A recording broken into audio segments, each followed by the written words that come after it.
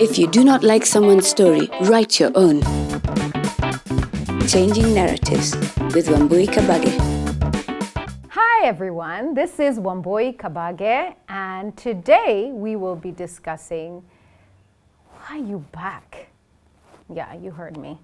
That's the question I hear from some of my clients, or used to hear from some of my clients who came to me wondering why, after all this time, their significant other decided they want to participate after deserting their child or children. You see, human beings are complicated and things happen in life.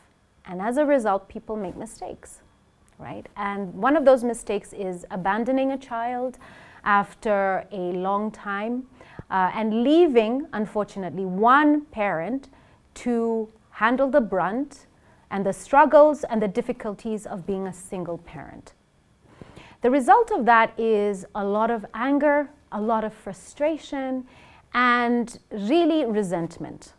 And so when the person comes in or comes back into their lives, it's always like, what are you doing here? We were fine without you. What do you want? And a lot of the time, the person who comes to me is the one who either abandoned or is wondering why this person is coming back and can she or he do something about that. So this is how it plays out. Either the person has tried, knocked on the door, tick, tick, tick, and said, "Hi, I would like to see my child." And the natural response to that is slammed door on your face, right? And you try and call, and then you're told, listen, without a court order, I don't even want to see your face. And that's how it goes. So yes, the person comes and gets a court order. Because guess what, guys? You like it, you don't like it. That child, under the Constitution of Kenya, has a right, an equal right, to their mother and father. As long as this child is biologically connected to either one of that parent, they have a right to participate in that child's life.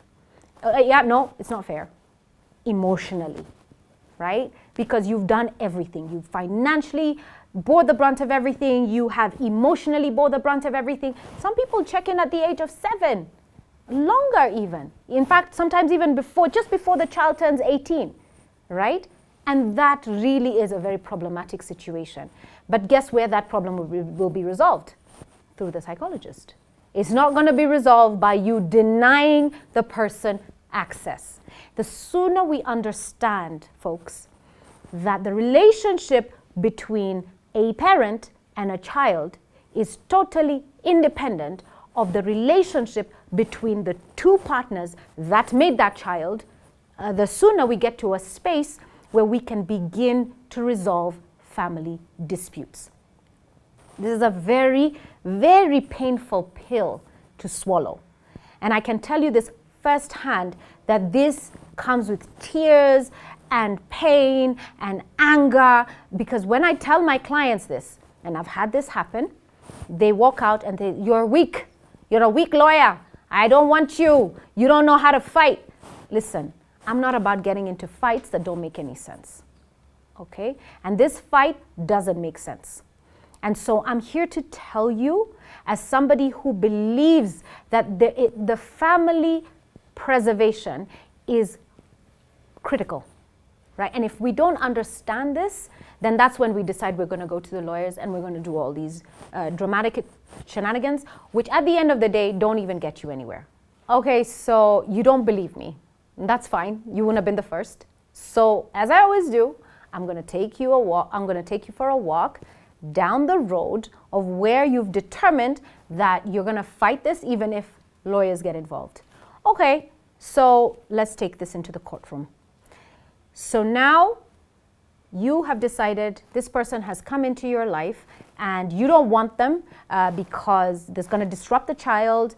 They haven't been around, they haven't contributed, they are not worthy as far as you're concerned, of being around your child because they're a bad influence and they're careless, they're irresponsible. Yeah. That's possibly true. But guess what the court only cares about? The court is only going to care. Okay, number one, is this person the biological parent of that child? Tick. Let's get that tick right. Once that's ticked, the next question the court's going to ask is, okay, access. How are we going to discuss access? Oh, so now you decide, oh no, there's no access because, we're so busy. You can only see this person on the weekend or whatever it is. Access is going to be determined by the person's ability to do certain things. The person may say they want the child half-half. Okay, and the only thing that's going to stop that is if the person has no house and has no ability to financially support the child while the child is in that space, right? Another consideration would also be, is this person an abuser? That can be in the form of a child abuser or even an abuser in general, right? And the only thing that will convince the court that this child should not be in the presence of that particular parent is if you can provide proof of that abuse or proof of that irresponsibility to such a level that it would be considered child neglect to put that child in the custody or even in the presence of that human being. So guess what, folks? If you cannot provide that information, there is no way any court of this land is going to say that child cannot be accessed by that parent. Okay? So barring that, you need to ask yourself even more. So we move out of the law courts and I've told you how you're going to be denied or allowed access. As a mediator, part of the conversation I'm going to have with you is to say, listen, it's so important to take a mental flight into the future and ask yourself, what kind of a relationship do you want with your child? Your child is not going to remain this small little package that is so adorable, that you love dearly, that everybody loves and cherishes and takes care of. That's a fact. And if COVID hasn't taught us anything, people, that is that. Life is not consistent. There will be ups and there will be downs. And there will be things that will come around the corner that we can't even begin to comprehend. And I'll give you a perfect example. I recently met and spoke to a lady who was recovering from bone cancer. And she said to me, when she got bone cancer, she had divorced from her spouse. And the person who took care of her children was the divorced spouse. Why? Because they had cultivated a relationship where there was a flow of access, right? The best interest of the child was the most important thing. Best believe, people, we are not going to stay healthy for the rest of our lives. Things are going to happen. And the only other person who will genuinely love your child is the one who is connected to that child in a biological way, specifically the mother or the father. So when you create that acrimony and that hatred and that separation, best believe that little package that you love so much, or those little children that you love so much, they're the ones who suffer. They're the ones who suffer when the ups and downs in life happen.